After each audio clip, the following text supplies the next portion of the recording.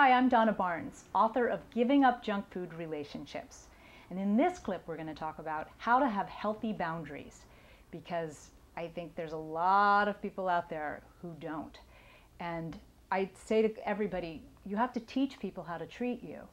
And what that means is that if someone does something that you didn't like and you didn't say anything about it, then you just taught them that that was okay and that they can keep doing it, and they will.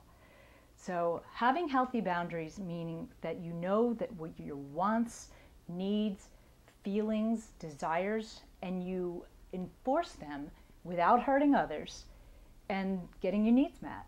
So to that point of when someone does something that you don't like, you absolutely, in a very calm, loving way, need to say, that hurt my feelings, or I really don't care for that when you do that. Could you please not do that again? Because if you don't, they are going to do it again. So when I say you teach people how to treat you, you need to always speak up when somebody does something that you didn't like. And I think a real clue that maybe you need to work on your boundaries more, if you have a high tolerance for dysfunctional behavior. You know, if there's things going on and you're really not that upset around it, and maybe a friend of yours is going, whoa, that's a sign. And unfortunately, if you grew up in a dysfunctional home, which a lot of us did, then it's not as easy to recognize dysfunctional behavior.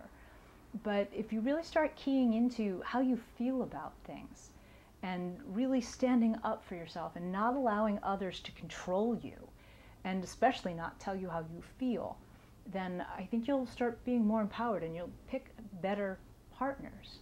So boundaries start with really knowing what you feel and how you want to be treated, and then never backing down from that.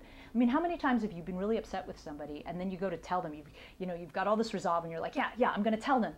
And then you go and see them and then they start talking to you about other things and you back off. They make you lessen your resolve, right? I think that happens all the time. That's a collapse of boundaries.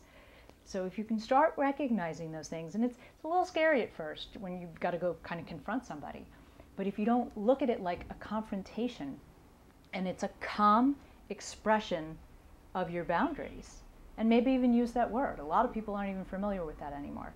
Then I think you'll start finding you get a lot more respect, and you're feeling a lot better about yourself. I'm Donna Barnes, author of Giving Up Junk Food Relationships.